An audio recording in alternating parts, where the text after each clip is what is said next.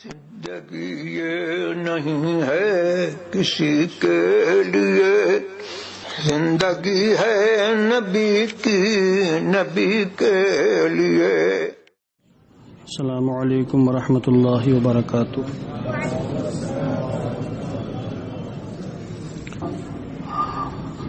نحمده ونصلي ونسلم على رسوله الكريم، اما بعد، فقد قال الله تعالى في القرآن المجيد والفرقان الحميد: إن الله وملائكته يصلون على النبي يا أيها الذين آمنوا صلوا عليه وسلموا تسليما۔ اللهم صل على سيدنا مولانا محمد معدن الجود والكرم، منبع العلم والحلم والحكم، وآلہ وصحبہ وبارک وسلم، صلاۃ وسلاما علیک یا رسول اللہ۔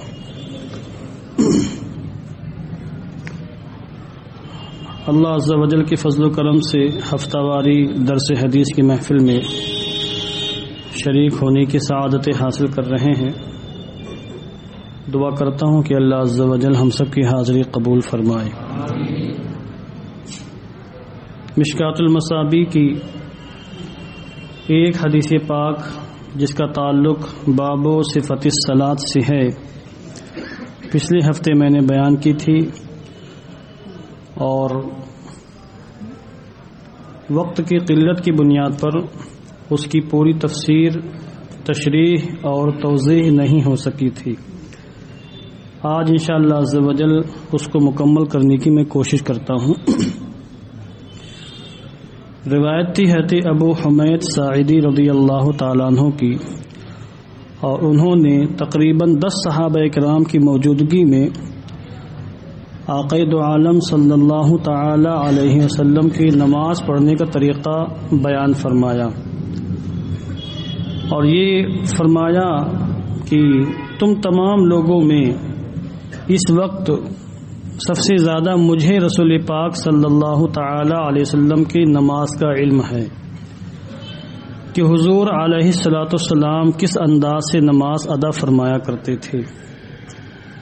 پھر انہوں نے حدیث پاک بیان کی: رأیتہ اذا کبر جعل یدیہ حذاء منکبیہ، کہ میں نے حضور کو دیکھا کہ جب حضور نے اللہ اکبر کہنے کا ارادہ فرمایا تو اپنے دونوں ہاتھوں کو اپنے کندھوں کے برابر کیا۔ اس حدیث پاک کے اس لفظ میں جو کچھ باتیں ہیں میں نے بیان کی ہیں کہ کندھوں کے برابر کرنے کا مطلب کیا ہے، اور کس انداز سے ہاتھوں کو بلند کرنا ہے، کہاں تک بلند کرنا سنت ہے، سنت طریقہ کیا ہے۔ پچھلے ہفتے میں نے اس کو تفصیل سے بیان کیا ہے، اور جو میرا چینل ہے اس پر بھی بیان موجود ہے، جو حضرات چاہیں اس کو وہاں پہ جا کے دوبارہ سن سکتے ہیں۔ اس کے بعد آگے فرماتے ہیں: وَإِذَا رَكَعَ أَمْكَنَ يَدَيْهِ مِنْ رُكْبَتَيْهِ، یہ الفاظ سننے کے قابل ہیں۔ خاص طور سے جب حضور نے رکوع فرمایا، میں نے حضور کو دیکھا کہ جب حضور نے رکوع فرمایا، آپ اپنا رکوع سامنے رکھیں کہ آپ کا رکوع کس انداز کا ہوتا ہے، اور جس نبی کا ہم کلمہ پڑھتے ہیں اس نبی کا رکوع کس انداز کا ہوا کرتا تھا۔ دیکھنے والوں نے دیکھا اور بیان کرنے والوں نے بیان کیا، اور آج صدیوں کے بعد وہ روایتیں ہمارے سامنے موجود ہیں کتابوں کی شکل میں۔ فرماتے جب حضور نے رکوع فرمایا، امکن یدیہ من رکبتیہ، اپنے دونوں ہاتھوں سے اپنے دونوں گھٹنوں کو پکڑ لیا۔ یہاں پر امام ملا علی قاری بہت پیاری بات فرماتے ہیں، کیونکہ میرے سامنے مرقات المفاتیح کتاب موجود ہے جو عربی زبان میں مشکات المصابیح کی بڑی زبردست شرح ہے۔ وہ یہاں پہ فرماتے ہیں: مکنہ من الشیء وامکنہ فیہ ای اقدرہ علیہ، والمعنی مکنہما من اخذہما والقبض علیہما۔ اس کا مطلب واضح کیا حدیث پاک کا۔ اس لیے علماء فقہا محدثین کا دامن تھامے بغیر کسی حدیث پاک کا مفہوم سمجھا نہیں جا سکتا ہے. سمجھے آپ؟ حدیثوں کے اندر کیا باریکیاں ہیں، کیا معانی ہیں، کیا رموز ہیں، کیا اسرار ہیں، ان کو کھول کھول کر ہمارے علماء نے بیان فرمایا ہے. اس کا معنی بیان کیا کہ یہاں پر راوی نے حضرت ابو حمید ساعدی نے امکنا کا لفظ استعمال کیا. امکنا اس کا معنی ہے غلبہ دینا، پکڑ لینا، قدرت دینا.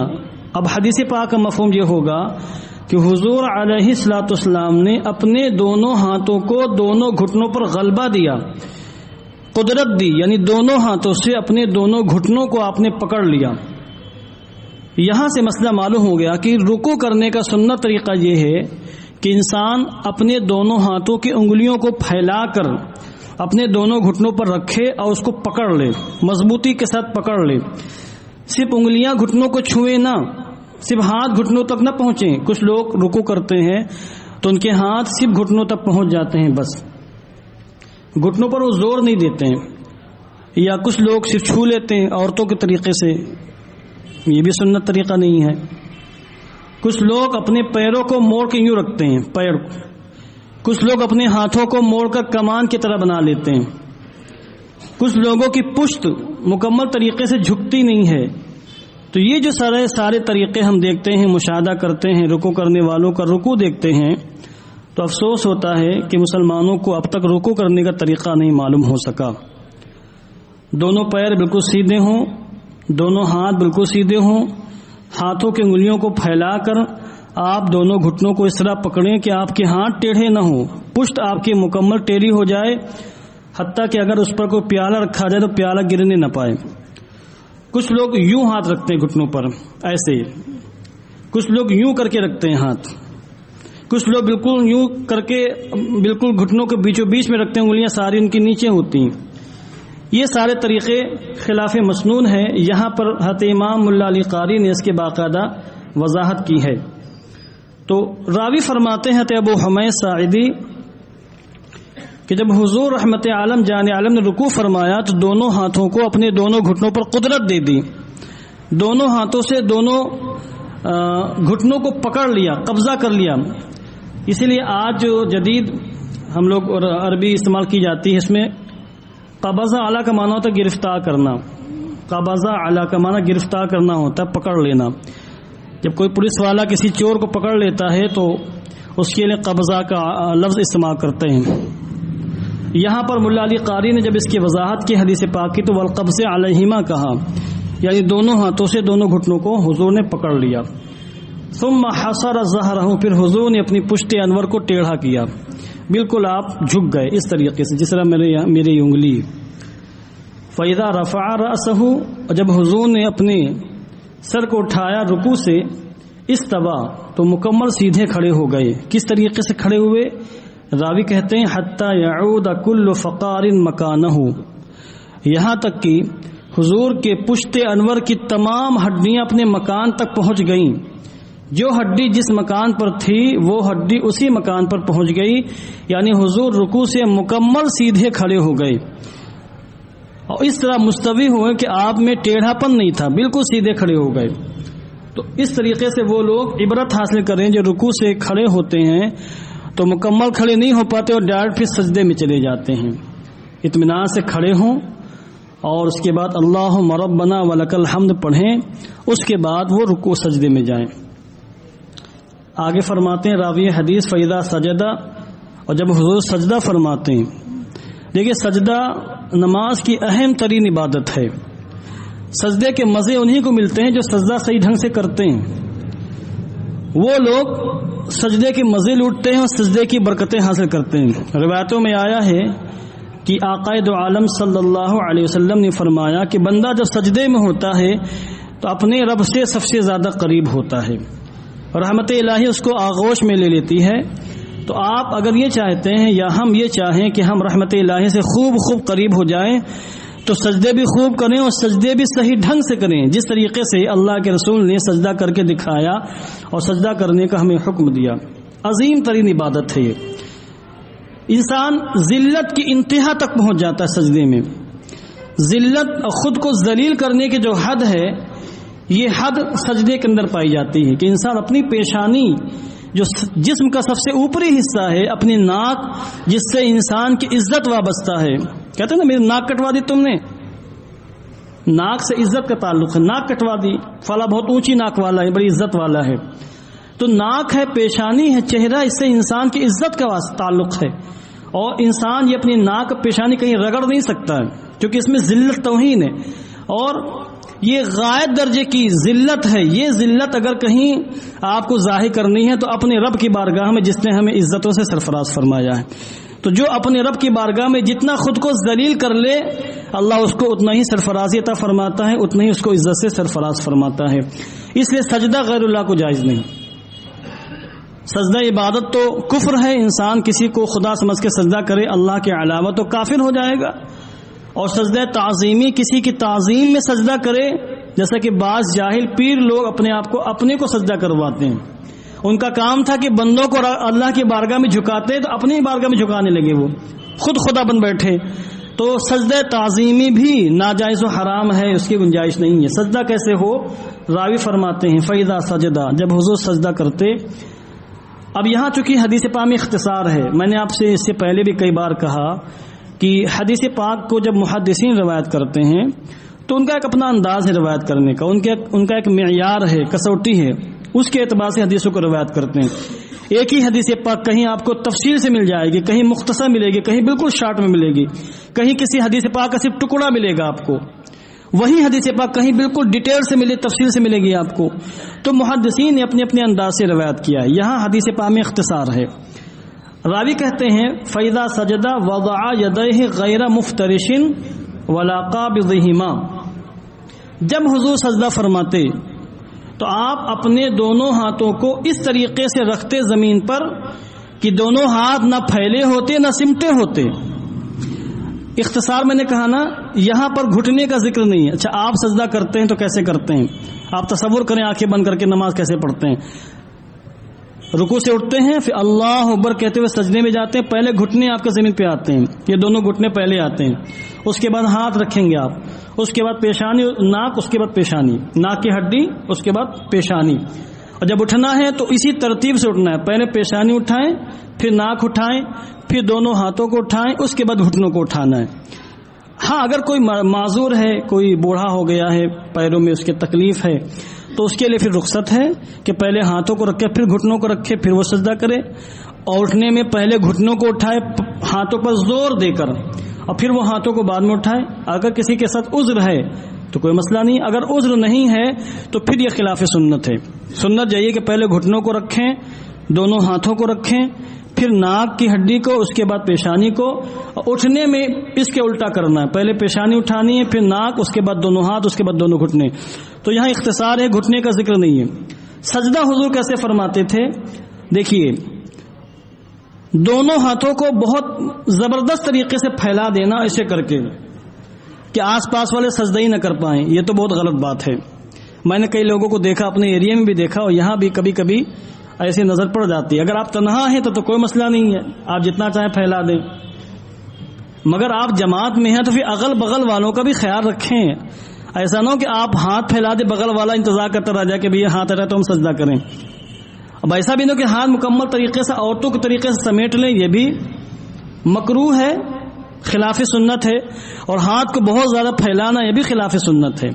اعتدال کی کیفیت ہو، اعتدال، وہ اعتدالی کیفیت کیسے ہوگی؟ دیکھیے، یہ کیا ہے؟ بازو ہے، یہ بغل ہے، اس کو جنب بولتے ہیں، یہ بازو ہے، یہ کلائی ہے، تو بازو کو بغل سے الگ رکھنا ہے، ٹھیک نا؟ کلائی کو بازو سے الگ رکھنا ہے، کلائی کو زمین سے الگ رکھنا ہے، اور ران کو پیٹ سے الگ رکھنا ہے۔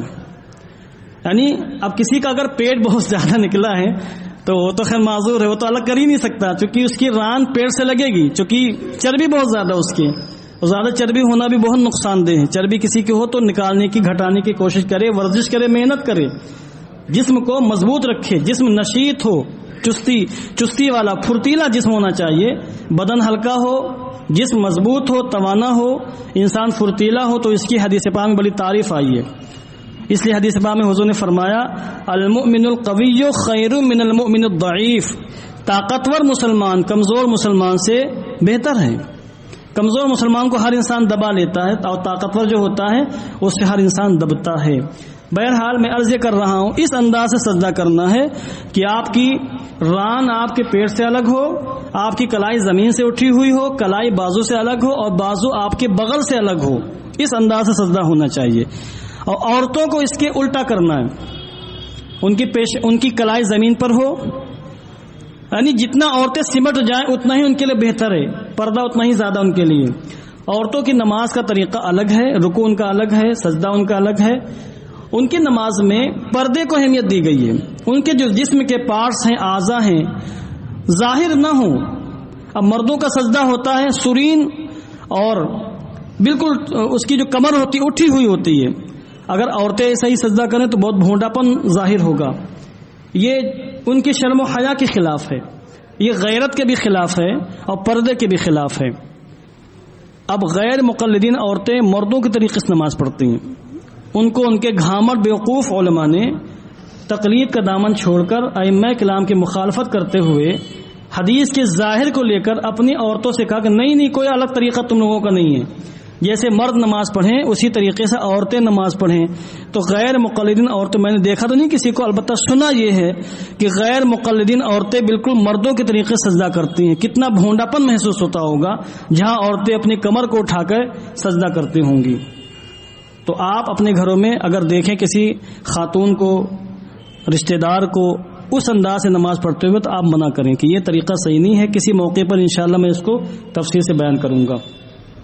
تو حضور اس انداز سے سجدہ فرماتے کہ دونوں ہاتھوں کو نہ پھیلاتے نہ سمیٹتے.